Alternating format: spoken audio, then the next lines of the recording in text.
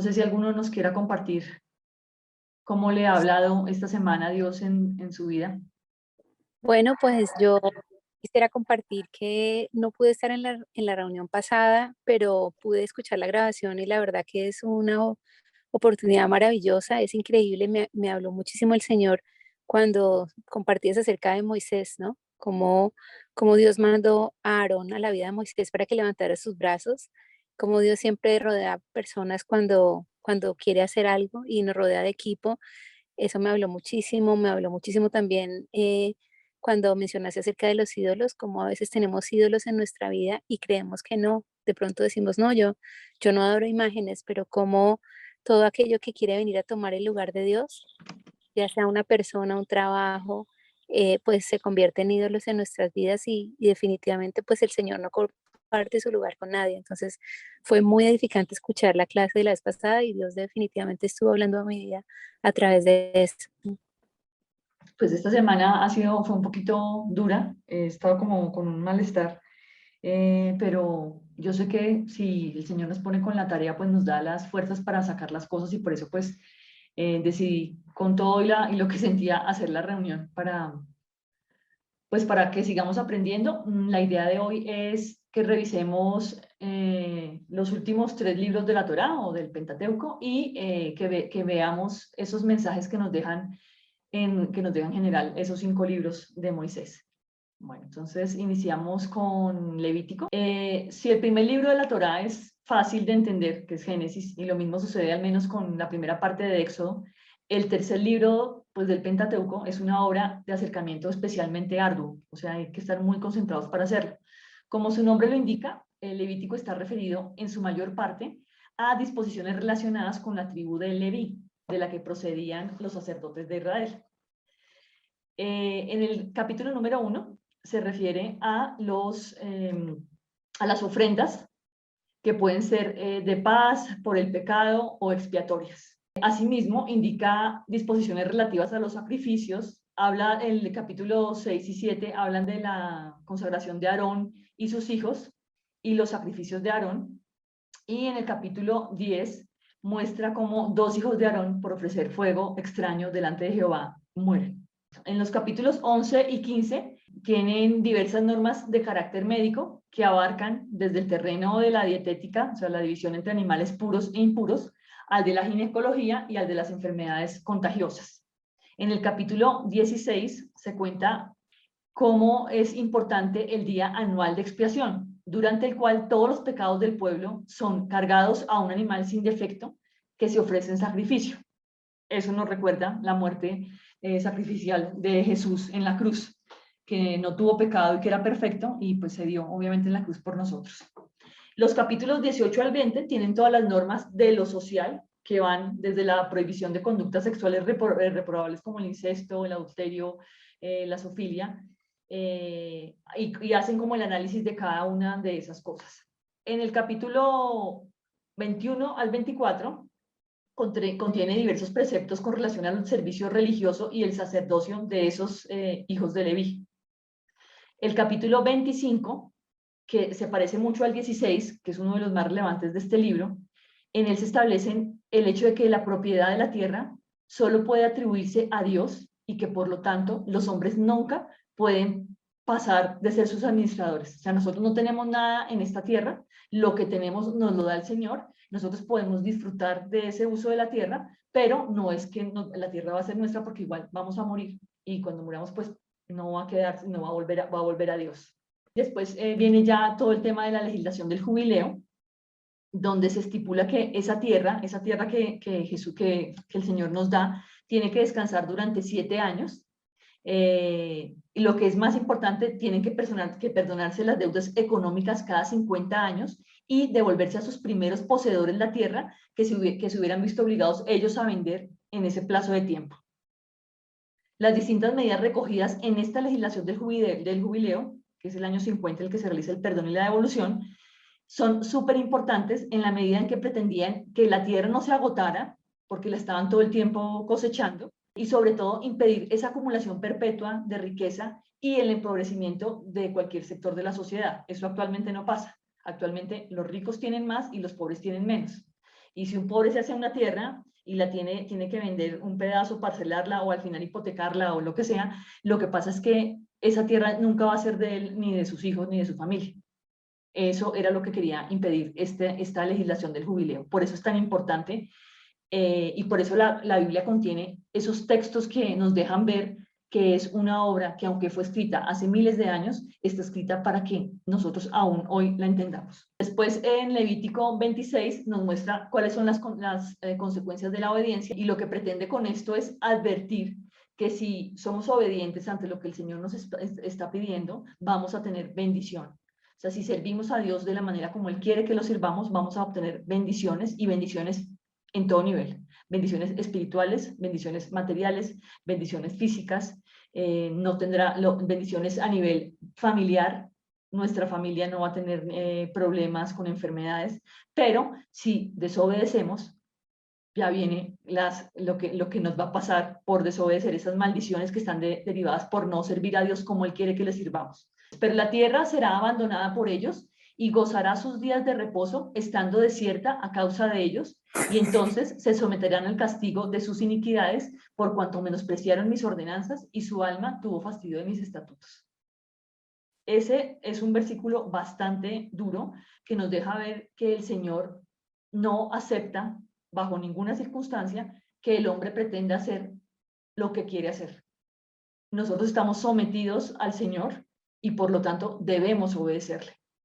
El hecho de que pasen cosas malas y que no venga inmediatamente un juicio divino y que no se le caiga el edificio encima a las personas o lo que sea, no quiere decir que el Señor no vaya a administrar justicia. Administra justicia, y cuando lo hace, vamos a saber que el Señor está administrando esa justicia. Bueno, aunque el libro de Levítico puede parecer de acercamiento difícil y contiene muchos elementos que lo convierten en un libro muy interesante. Por ejemplo, nos permite comprender el porqué de la gran distancia que media entre la religión de Israel en la Biblia y el judaísmo posterior. ¿Qué significa eso? Que cuando las cosas se pusieron en la Biblia, cuando Moisés anotó, escribió lo que escribió en la Biblia que actualmente tenemos, los judíos decidieron empezar a hacer esas normas que tenían, ajustarlas a lo que ellos creían. Entonces, lo que eran normas reservadas inicialmente para los sacerdotes, por ejemplo, fueron aplicadas por los fariseos, por primero, y después el Talmud, ¿cierto? Se las aplicó a todo el conjunto de Israel, lo que explica la extensión y ampliación de esas distintas conductas y prohibiciones. Al final, muchas cosas se volvieron prohibidas, y muchas cosas que la Biblia no prohibía, ellos decidieron prohibirlas. Entonces, Levítico contiene un elemento de extraordinaria trascendencia, y es el de que no existe posibilidad de expiación de los pecados si no hay derramamiento de sangre inocente y sin mancha. Este principio fue aceptado sin ningún problema por el judaísmo hasta el siglo I, pero entró en una crisis al ser destruido el templo de Jerusalén en el año 70 después de Cristo, ya que ellos no podían seguir realizando esos sacrificios expiatorios. Para nosotros, los seguidores de Cristo, pues no hubo ningún problema porque sabíamos que el sacrificio expiatorio era el Mesías siervo, que era Jesús. Pero para los judíos, como no han aceptado que ya el Mesías vino y que hubo ese sacrificio expiatorio, ellos siguen esperando que venga el Mesías, y decidieron crear, por ejemplo, la celebración del Yom Kippur, que es el día de la expiación, que desde hace muchos siglos eso no tiene nada que ver con lo que aparece contenido aquí en la Torá o en el Pentateuco. Adicionalmente, Levítico contiene normas de carácter social que deberían llevarnos a nosotros a reflexionar lo que pasa en nuestro día a día. Es cierto que algunas de ellas fueron violadas una y otra vez por los gobernantes de Israel, y no es menos cierto que algunos de los sabios, hay un sabio en Israel que se llama Hillel, que idearon medidas para quitarle, para quitarles fuerza a eso que estaba diciendo la Torá y para que eso no fuera relevante. Pero el texto de la Torá es absolutamente explícito, y eso es una cosa que nosotros tenemos que leer y que a cada persona le debe hablar. A mí no me puede hablar igual como le habla Juan o igual como le habla Adri. A cada persona la palabra le habla de distintas maneras. Hay un versículo que quise anotar aquí, es el Levítico 19:18, que dice: No te vengarás ni guardarás rencor a los hijos de tu pueblo, sino amarás a tu prójimo como a ti mismo. Yo, Jehová. Eso es muy fácil de decir. Uno lo lee y dice, ay, qué cosa tan sencilla. Pero ¿será que es fácil? ¿Es fácil no tratar de vengarse? ¿Es fácil no tratar de hacerle el daño a una persona que nos ha hecho alguna cosa que no nos gusta o que simplemente nos pareció que era perversa y que no nos la merecíamos? Y eso nos pasa todos los días. Cada una de esas instrucciones que nos está dando el Señor en Levítico, lo que permite es que nosotros abramos los ojos y que nos demos cuenta de que el Señor es explícito en lo que nos dice. Y que cuando Él nos dice que obedezcamos, tenemos que obedecer. No es que tomemos la decisión de si sí o si no. Si yo no quiero obedecer, claro, lo puedo hacer, no obedezco, pero voy a recibir la justicia de Jehová, la justicia de Dios. Si yo decido que yo cojo unas partes de la palabra, cojo unas partes de la Biblia y le hago caso y a otras no, no estoy cumpliendo lo que el Señor quiere. Y el Señor pide ante todo obediencia. Entonces me pareció importante resaltar esto para terminar el libro de Levítico, y es que la posibilidad que tenemos nosotros como seres humanos es aceptar a Jesús, aceptar al Señor con todo lo que Él nos pide, no a medias. A Él no le gustan las aguas tibias. A Él no le gusta que yo unas cosas las tome y que eso lo haga bien y que otras cosas no. Eso no quiere decir que seamos perfectos, pero estamos en un proceso en el que tenemos que saber que lo que el Señor pide es lo que tenemos que hacer. Entonces, ahí terminamos Levítico. El cuarto libro de la Torá es Números, que deriva su nombre del hecho de que los capítulos iniciales se refieren al censo o numeración que se hace de las tribus israelitas. Su temática está relacionada fundamentalmente con la travesía en el desierto por parte de los israelitas en dirección a esa tierra prometida que Dios ya había prometido a Abraham.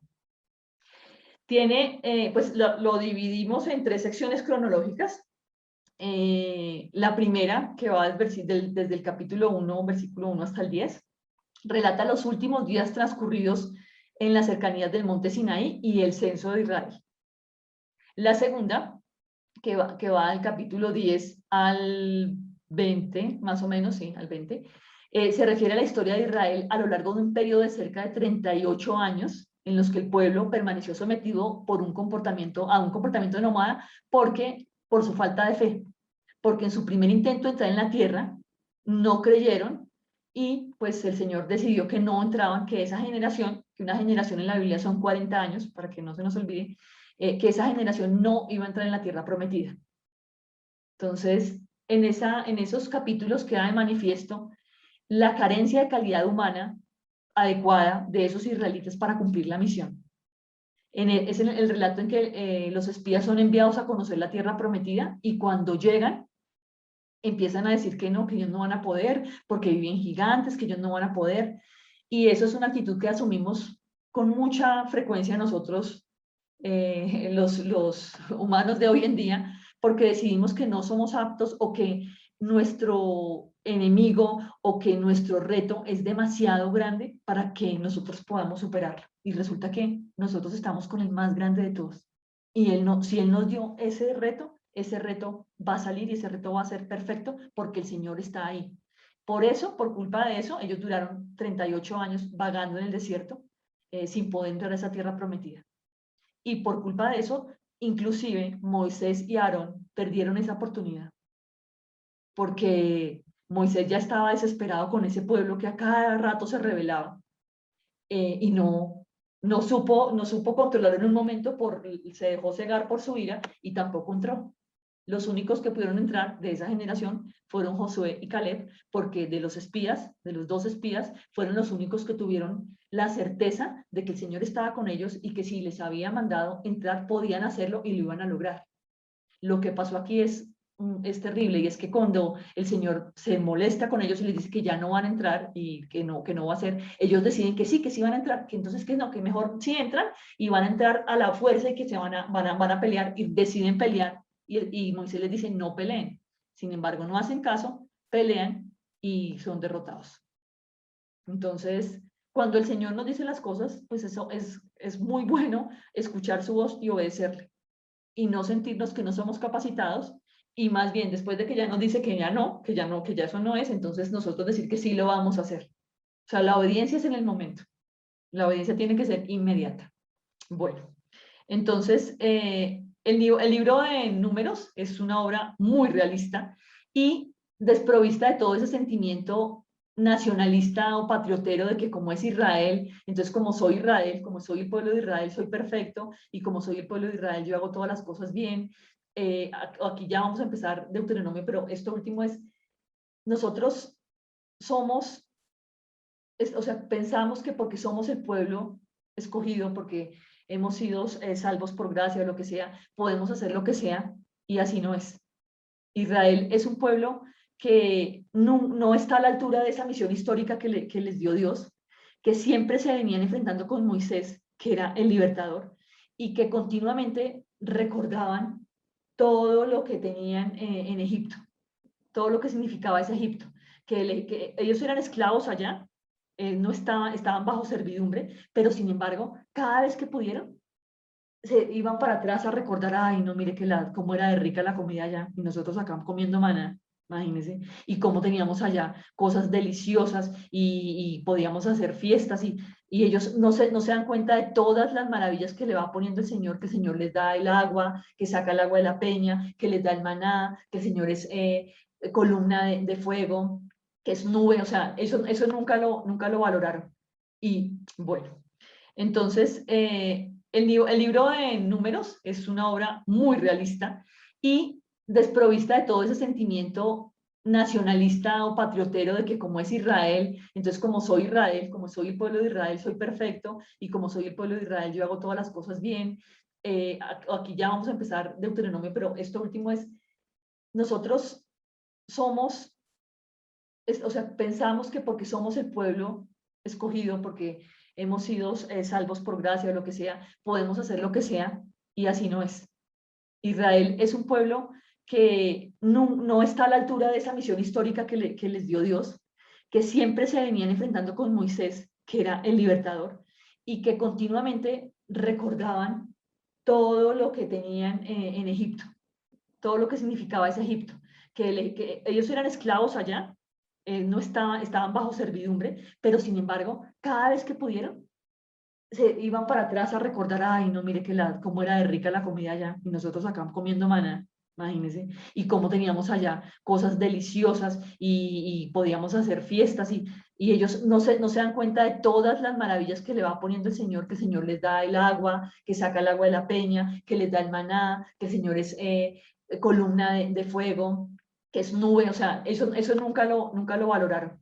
Y recogen un código de leyes que incluye todas las leyes dietéticas, normas sociales, disposiciones sobre las fiestas y sobre la castidad. Resulta muy interesante ver cómo esas normas difieren bastante de interpretaciones que se hicieron posteriormente. Por ejemplo, me voy a referir aquí al tema del diezmo. El diezmo del que habla Deuteronomio no es un diezmo sobre dinero. El diezmo es un diezmo sobre el producto de la tierra, sobre los productos agrícolas, que se tenía que distribuir en ciclos de 3 años. El primer año el diezmo se convertía en dinero y era gastado para el disfrute familiar ante Dios. Y al tercer año ese diezmo se le entregaba para que fuera para el mantenimiento de los levitas y para atención de todas las personas menesterosas. Entonces es importante que nos demos cuenta que durante los siglos la palabra se vino cambiando y se vino asumiendo que es que el diezmo es algo que yo tengo que entregar en dinero, y eso no tiene nada que ver. El diezmo se dejaba en el alfolí, y el alfolí no tiene que ver con un banco. Entonces es importante entender claramente qué era eso que decía el diezmo y cómo se utilizaba, y cómo lo que después surge como diezmo está totalmente fuera de la realidad. En los capítulos 27 y 28 están redactados siguiendo el modelo de los pactos existentes en la época de Moisés, lo que constituye un argumento que pues, es absolutamente cierta esa historicidad del libro y que fue escrito por Moisés, y se anuncia una recompensa para el que guarde esa lealtad y pacto con Jehová, y el castigo que tendrá el que lo desobedezca. La última sección de Deuteronomio está formada por los últimos discursos de Moisés, la designación de Josué como el sucesor de Moisés, que va a entrar ese pueblo de Israel a la tierra prometida. Está el cántico de Moisés y la bendición pronunciada por este sobre Israel, y finalmente el relato sobre la muerte y sepultura de Moisés. Es un libro hermoso lo dividimos por capítulos, está dividido por capítulos para que ustedes pues tengan la posibilidad de seleccionar cuál quieren. Obviamente mi recomendación es leerlo, releer completo todos los libros, pero a veces, como hay tantos nombres, pues uno se puede perder, pero es importante entrar a revisar cosas como el tema, por ejemplo, del diezmo. Y aquí entramos entramos ya como a las ideas claves de ese Pentateuco, porque es importante esos 5 libros que nos dejó Moisés, que son la Torá para los israelitas, porque son importantes. Entonces, esto es una obra que al final es un conjunto de 5 libros que fueron redactados en distintos periodos de tiempo y que contienen un material demasiado antiguo que podría llegar a resultarnos ajeno, porque una cosa que se escribe hace 4000 años, pues no es una cosa sencilla de interpretar por parte nuestra. Pero lo que vamos descubriendo, no sé si les pasó, a medida de que vamos avanzando en esa lectura del Pentateuco, es algo completamente distinto. Es cierto que hay normas relativas a los sacrificios y a las disposiciones alimentarias y que resultan como raras y uno dice, pero ¿esto qué es? Pero hay cosas que inclusive los judíos practicantes, pese a todas las matizaciones indispensables que les han venido dando, siguen porque tiene una vigencia que nos golpea en la cara. O sea, saber que una cosa que se escribió hace tanto tiempo todavía tiene vigencia y que el Señor nos está hablando a través de eso, no, a mí me deja boquiabierta y me deja pensando porque el Señor, o sea, se tomó el trabajo de poner a Moisés a que escribiera, decidió que Moisés tenía que dejar todo esto anotado en estos 5 libros para que lo leyéramos hoy en el 2021 y encontráramos que está hablando de cosas contemporáneas. No sé si alguno cuando lee la Biblia y revisa cómo Israel tantas veces cayó, tantas veces fue desagradecido, tantas veces pecó, no se pone en un espejo y dice, Dios mío, ¿cuántas veces me ha pasado a mí esto? ¿Cuántas veces, Señor, tú me has llamado a hacer cosas y yo he decidido que definitivamente no soy capaz, pero tú me has dado las herramientas y me has puesto a las personas a mi lado para que me ayuden a hacerlo? Entonces, a mí me llama la atención que, que el Pentateuco fue escrito en una época en que yo no había nacido, fue escrito para personas distintas de otra raza, de otra cultura, y sin embargo encaja tan perfectamente bien en Colombia, en Chile, en Perú, en Ecuador, en Estados Unidos, encaja bien con todo. Estamos en un siglo que uno diría, pero esto no se parece para nada a lo que pasaba antes. Y creo que es una radiografía exacta de lo que pasa ahora. O sea, lo que pasaba antes es exactamente igual a lo que pasa ahora. No sé si alguno me quisiera comentar de alguno de los libros del Pentateuco, algo que le haya llamado la atención y que le haya permitido como verse reflejado en eso, o como sentir que el Señor les estaba hablando sobre ustedes mismos. Yo creo que a veces uno cree que las cosas son imposibles, o sea, como que hay cosas que nosotros no vamos a poder lograr o que no vamos a poder como cumplir. Y creo que a mí, de las historias del Pentateuco, una de las que más me llama la atención es la de Moisés cuando abre los mares. Ajá, Y, el Mar Rojo. y no sé, o sea, como que ver como que él es el Dios del imposible, me hace pensar que en realidad las cosas que a veces uno piensa que son imposibles, en realidad son más posibles que eso, si me hago entender, o sea, me da fe, creo que me ayuda mucho a recordar que es un Dios que todo lo puede y que a pesar de que nosotros lo veamos muy grande, para él no es tan grande. De acuerdo, mi Juan, gracias. Entonces, sigamos. Una de las cosas maravillosas que pasa en el Pentateuco y que nos deja claro es que el ser humano fue creado a imagen y semejanza de Dios. Y que precisamente por esto hemos sido llamados a ejercer nuestro destino transformando la creación que nos rodea. O sea, nosotros no fuimos llamados, no fuimos creados a imagen y semejanza de Dios para pasar esta tierra, pasarla rico, divertirnos, tener plata, tener cosas materiales y no hacer nada por los demás. Nosotros fuimos llamados, como lo dirá después Jesús, a ser la sal del mundo y la luz de la tierra. Y si nosotros no cumplimos esa misión, no estamos haciendo nada. La posibilidad de estar en esta tierra, la posibilidad de nacer en Colombia, la posibilidad de nacer en cualquier país en este siglo, es maravillosa para poder tocar la vida de otros, para poder iluminar con esa luz que nos da el Señor, iluminar a otros. Entonces, lejos de que nosotros seamos un número o una estadística, cada hombre y cada mujer, independientemente de su cultura, de su raza, de su época, lleva impresa en sí esa imagen del supremo creador. Cuando nosotros sabemos que estamos englobando todos los componentes de ese creador en nosotros, si no hacemos la tarea somos muy irresponsables. O sea, nosotros no somos una masa que el Señor puso acá, ahí vivan rico, disfruten, hagan plata y muéranse. Eso no es lo que dice la palabra. La palabra es clarísima. Nosotros estamos aquí para hacer una tarea. Y si no hacemos esa tarea, no estamos haciendo lo que tenemos que hacer. Si nosotros decidimos que no, que estamos aquí para pasarla rico y no más, y para hacerlo, estamos escupiéndole al Señor en su cara. Entonces, ese es un reto, y el reto no es para Claudia, el reto no es para Esperanza, no, el reto es para cada uno de nosotros.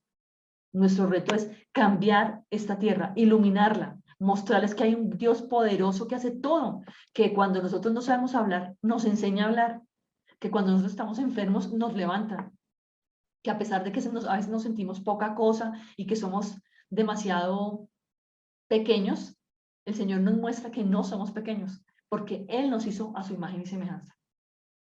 Adicionalmente, el Pentateuco elimina un montón de mitos, de muchos relatos que quieren hacer ver que el hombre, o sea, los dioses eran malos, los dioses esos mitológicos de la antigüedad que simplemente querían coger a los humanos y acabar con ellos, eso lo desmitifica por completo. Y nos dice que nosotros estamos aquí y que tenemos ese poder de Dios en nosotros. Que las fuerzas de la naturaleza, que los astros, que los animales no son dioses, como pasaba con Mesopotamia y en Egipto que creían eso, o en Grecia y en Roma, o pasa actualmente en la China y en India. No, esos son elementos naturales creados por ese Dios que nos creó a su imagen y semejanza para que nosotros señoreáramos sobre esos elementos, sobre los animales, sobre las fuerzas, sobre los astros, sobre todo, enseñoreáramos eso y nos enfrentáramos a eso y lográramos con eso hacer cambios en el mundo, pero que nunca para que los veneráramos. Los filósofos griegos condenados por afirmar que el sol no era sino una bola de fuego y no un dios, jamás hubieran sufrido ese destino que sufrió Israel, porque Israel también se fue por la idolatría. Israel quería, los hombres necesitamos muchas veces algo a que adorar, algo físico, algo que podamos ver, algo que podamos sentir, algo que podamos tocar. Por eso se hacen las imágenes, para que las personas sientan que es que los escuchan y que hay más maravilloso de saber que el Señor está en cada cosa que nosotros tocamos. Si yo toco un pedazo de madera, yo sé que el Señor estuvo ahí, en el árbol que está ahí, o sea, que el Señor está en todo lo que hacemos. No necesitamos la certeza de saber cómo es, necesitamos la certeza de saber que Él está. Esa fe que es la que mueve montañas y esa fe que es la que hace que el Señor nos empodere y nos dé la posibilidad de hacer cosas distintas. En el libro del Éxodo, esa desacralización, o sea, ese quitarle ese carácter sagrado, alcanza lo político. Vemos claramente cómo ese faraón, que era considerado un dios, si nosotros nos hacemos de cuenta que nos devolvemos a Egipto, en esa época, el faraón era un dios. El faraón se vestía de oro, el faraón no lo podían tocar, andaba en un carruaje, lo veía todo el mundo como, wow, ¿qué es esto? Y él se creía un dios, pero Jehová le demostró que era un mortal, lleno de cosas y defectos humanos y dispuesto a mantener su poder por encima de cualquier cosa. O sea, tuvo que aceptar todas las plagas porque su orgullo no le permitía reconocer quién era Dios. No tenía poder, no era sagrado, no era más que algo diabólico que creía mantener y que quería mantener ese poder por medio de su orgullo. Y eso no es una cosa que le pasa solo a Faraón, esa es una cosa que vivimos a diario nosotros. Cuando decidimos que tenemos la verdad, cuando decidimos que los demás son poco respetables o que no son lo suficientemente inteligentes para decirnos cosas. El Señor nos habla por medio de personas, por medio de niños, por medio de situaciones y nos dice, no tienes la razón. Y Él rompe nuestro orgullo. La pregunta aquí es, ¿queremos que el Señor rompa nuestro orgullo de una manera como le pasó al faraón? ¿Eso es lo que nos gustaría? O más bien queremos aceptar lo que el Señor dice y empezar a actuar como el Señor quiere. Eso es una reflexión que les dejo porque el hombre siempre busca satisfacer su orgullo y nosotros como humanos siempre queremos tener la razón. Y a veces tener la razón no es importante. A veces lo más importante es tocar el corazón de otro. Y, o sea, es muy importante que dejemos de manifiesto cuando hay cosas que no son lo que nosotros pensamos que eran. Cuando esos ídolos que tenemos nosotros, que no son solo ídolos como lo dijo Moni, no son solo ídolos hechos con manos de hombres, sino son hombres, el dinero, lo que sea, el trabajo, cosas que se nos pueden convertir en ídolos. Lo único que hacen es desviarnos de esa tarea y de esa misión que nos ha puesto Dios. Nosotros tenemos que saber que estamos aquí para legitimar una vida dedicada a Dios, para vestirnos con esa sabiduría que nos da el Señor. Ese texto donde se narra la historia de Abraham, que hace referencia a la Torre de Babel, y después de una vez empieza a hablar de esa fe de Abraham, esa fe por la cual Abraham le creyó al Señor. Mientras los babelitas, ellos querían llegar hasta el cielo y hacerse ese nombre. Abraham despreció todo eso. No le interesaba una visión en la que él era el Dios, sino que él quería estar sometido a ese Dios que él conocía, porque le había hecho cosas maravillosas y le había dado el hijo que le había prometido. Y él sabía que todas las promesas iban a ser cumplidas. Entonces, la invitación hoy es: pongamos nuestra vida en esas manos del Señor y confiemos en que Él está actuando. Y que todo lo que pasa en esta tierra, todo lo que pasa, el Señor es el que está a cargo. Y Él está trabajando en nosotros. Entonces, todos los días asistimos a luchas que tenemos nosotros mismos y donde nos esforzamos por dejar huella en la historia, donde nos esforzamos por hacer las cosas para que nuestro nombre salga después cuando hayamos muerto. ¿Qué importa? ¿Qué importancia tiene nuestro nombre? Si nosotros no actuamos en nuestro nombre, actuamos en el nombre de Dios, en el nombre de Jesús. Entonces, que nuestro hombre se vea deshecho es una cosa maravillosa. Y que nosotros no seamos nada es algo maravilloso. Porque si yo no soy nada, el Señor entra a reinar en mí. Y es el Señor quien me capacita, es el Señor quien me guía, es el Señor quien me permite hacer cada cosa que hago en mi vida. Y es difícil, es muy difícil. Y a veces nos sentimos no capacitados y nos sentimos que puede llegar a ser hasta injusto, pero el Señor nunca es injusto. Entonces, hay otra cosa maravillosa en el Pentateuco y es que nos muestra cómo el mundo material es bueno, cómo el mundo material no fue creado para perjudicarnos, sino que el mundo material es la posibilidad que tenemos de lograr cosas, sin que eso se nos convierta en nuestro ídolo. El cosmos, las personas con las que compartimos, las personas que vemos en la calle, todo es bueno. ¿Se dañó la relación? Claro que se dañó. Hubo una alteración cuando decidimos desobedecerle a Dios. Pero esa alteración, ese rompimiento, esa ruptura que hubo, nosotros, cuando decidimos creer que Jesús nos salvó, que Jesús murió en esa cruz por nosotros, se vuelve, hay esa unión y ya no necesitamos de absolutamente nada. Y el Señor nos da las herramientas para que hagamos las cosas. Entonces, nuestra responsabilidad como cristianos es iluminar el mundo. Y esa visión de la historia y esa existencia particular de cada uno de nosotros nos lleva a tener un sentido, a que nuestra vida tenga ese sentido. En ningún momento vamos a decir que somos perfectos, que no tenemos defectos, que estamos hechos en perfección y que como ya somos cristianos no nos vamos a equivocar. Eso no es verdad. Todo el tiempo nos equivocamos, todo el tiempo cometemos errores, pero cambiamos y recibimos al Señor en nuestro corazón y Él nos mostró que hay otra forma de vivir. Y esa forma de vivir está por encima de cualquier otra forma. Esa forma de vivir lo que hace es que nosotros cada día queramos conocer más de Él, ir a su palabra, que Él nos hable. Yo quiero que de verdad esta semana, si pueden, hagan la tarea de váyanse y lean. Sería chéverísimo un libro completo o los 5, pero lean un versículo, 3 versículos, anótenlos en un cuaderno y piensen qué les está diciendo ese versículo a ustedes. ¿Qué les muestra ese versículo del Pentateuco? Estamos haciendo el ejercicio con el Pentateuco. Obviamente podemos hacerlo con cualquier libro de la Biblia. ¿Por qué les digo con el Pentateuco? Porque estamos en la base que el Señor dejó para nosotros, donde estamos viendo desde que fuimos creados. Abraham abandonó a su familia, a su país. Jacob tuvo que exiliarse. José tuvo que ser vendido por sus hermanos y convertido en esclavo. Todos esos son ejemplos de personajes que eran fracasados, de personajes que no tenían nada, pero a través de los cuales el Señor nos dijo, miren, esto es lo que yo hago, este es el hilo conductor, que no es un hilo de fracaso, es un hilo de éxito, que es la consumación de ese propósito que trasciende a todos nosotros, a todos los seres humanos.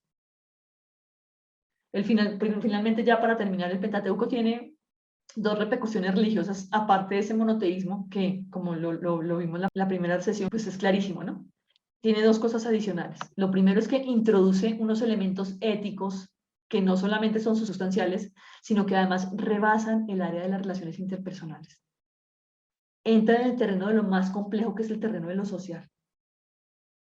Entran a validar cómo es mi relación con los otros, cómo es mi relación, cómo me relaciono yo en mi familia, cómo me relaciono yo con el otro, cómo veo a la gente que está en necesidad y qué hago por esa gente. Insiste, en el Pentateuco se insiste en que tenemos que dejar esas idolatrías, en que se acaba el culto, en que no hay culto a las imágenes, a ninguna imagen, no hay culto, y que yo tengo que tener como creyente un sentido social que haga que yo respete a la viuda, al huérfano, al inmigrante, que yo pueda darle la mano a una persona que está mal. Y eso, no es, eso es un beneficio que me da Dios, un beneficio que me permite el Señor. Y hay muchas cosas que muestran que porque es un texto tan supremamente de ahora, tan supremamente actual, porque dice que no, o sea, prohíbe la esclavitud por tanto tiempo, habla de los préstamos a las personas, se niega el carácter de la propiedad privada de la tierra porque las personas que tienen cada vez quieren más y eso no es bueno. No habla de que la gente no se tiene por qué enriquecer a expensas de otros y empobrecer a otros. Se ordena perdonar las deudas cuando las personas no tienen cómo pagarlas. O sea, hay tantas cosas que nos muestra ese Pentateuco que, o sea, que las lecciones que nos deja son para reflexionar. Yo creo que podríamos estar 6 años hablando sobre el Pentateuco y tendríamos todavía tela para cortar. La segunda de repercusión es que afirma que esos pecados solo pueden ser expiados mediante el sacrificio de ese ser perfecto y sin mancha, que encontró la muerte en favor del pecador, en favor de nosotros. Entonces, la sangre hará expiación, dice en Levítico 17:11. Entonces, lo que realmente ningún ser humano puede pretender es alcanzar esa salvación por sus méritos. Porque es que yo di limosna, porque yo fui a misa, o porque yo asistí a culto, porque yo daba el diezmo. No, nada de eso. O sea, no depende de nosotros ser salvos. El único que decide quién es salvo y quién no es Dios. Y Él ya nos escogió desde antes de la fundación del mundo. Y eso es el Pentateuco. Esos son esos 5 libros, esa obra maravillosa de Moisés que nos queda, que quedó para la posteridad y para que nosotros hoy en el 2021 estemos haciendo unas sesiones sobre eso. Entonces, aquí termino y no sé si alguno quiera hacer algún comentario. A mí lo que me llama mucho la atención es lo específico que ha sido Dios siempre, lo detallista, como que si lo vemos en la palabra siempre se encargó, no sé, por ejemplo, de las ofrendas, las ofrendas de palomas, de las ofrendas de pecado, de expiación, de tal cosa, fue como muy detallista en todo. También como que se resalta su carácter, ¿no? Pues su palabra, yo soy el que soy, ¿no? A pesar de los años, él sigue siendo el mismo. Ayer, hoy, por los siglos va a ser siendo el mismo, a pesar de que nosotros también va a cambiar la temporada del año. No. Y eso es lo maravilloso de que también es tan detallista. Una vez como mujer es detallista, ¿no? Y como Dios es tan detallista cuando construyeron el templo, cuántos codos, qué cortinas, del lino, eso siempre me ha llamado tanto la atención cuando habla sobre, cuando dice en Deuteronomio, que es una palabra que es un libro que en lo personal me ha gustado mucho porque habla sobre la familia, sobre los hijos, cómo repite, oye Israel, escucha Israel, Jehová Dios uno es, entonces como él reafirma que él es Dios, que la familia es importante para él, Y eso, como compartir, y como es tan rica la palabra, ¿no? Que a pesar del tiempo sigue siendo viva, que tú puedes leer Génesis y te revuelves a enamorar del amor, de la fidelidad de Dios, lo que hablaba Juanchi, increíble. Hoy le compartí esa misma historia a Victoria sobre cómo el pueblo de Israel escapaba y ese mar se abrió en Dios. O sea,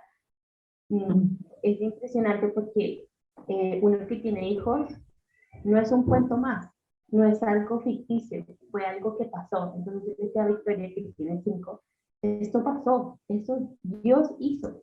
Cuando el pueblo de Israel estaba escapando, Dios abrió el mar. O sea, yo le decía, imagínate, cuando vamos a la playa, uno no ve que puede cruzar el mar.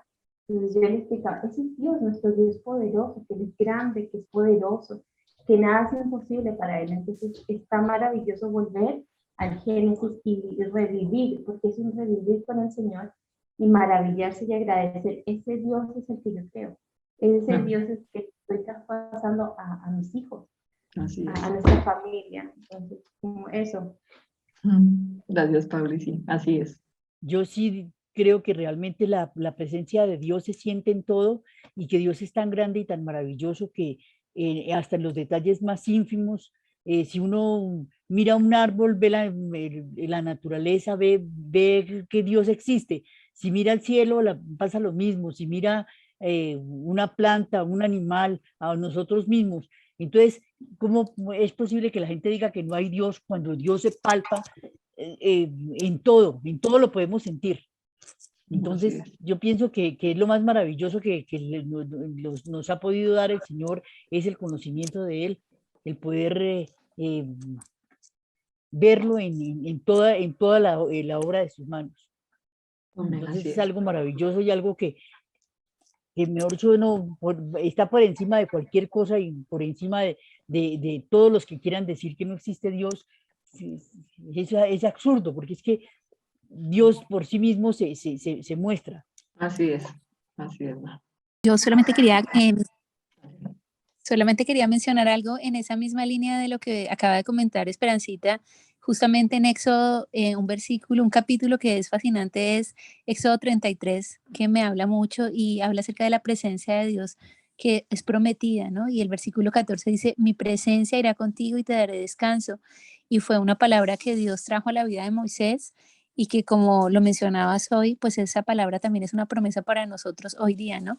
Dios promete darnos su presencia y darnos descanso. Eso quería compartir del libro de Éxodo. Muchas gracias, Moni. Bueno, pues hasta aquí llegamos hoy.